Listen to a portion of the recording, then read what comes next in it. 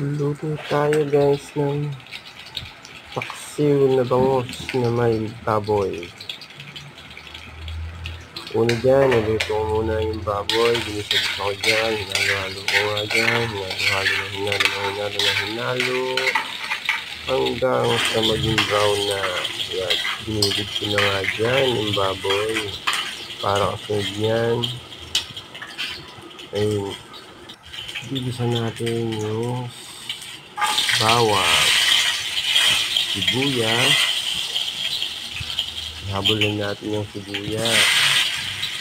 Siyempre, haluin muna natin bago natin ilagay yung kamatis. Yan. Okay guys, madali lang ito. Pag wala kayong ginagawa sa inyo, huwag puro anong ulam.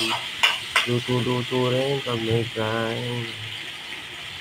At yan nga, lalagay ko na yung bangus sa paksiw na bangus. At lagay ko na yung siling green paper. Yun nga. Siyempre, lagyan natin ng magic sarap. Lagi yan. Paminta. Yan, lagay natin yung paminta. 2. Para masarap. And then, pagkatapos ng paminta, lagyan natin ang suka. Yun. Sarap niyan. Paksiw na may baboy. Tapos, lagyan natin ng tubig. Yung katamtaman lang, guys. Oo, okay na yan. Sa baso na. Todo na natin yan. Hintayin natin kumulo. Yun, kumulo na, guys. Ang sarap niyan.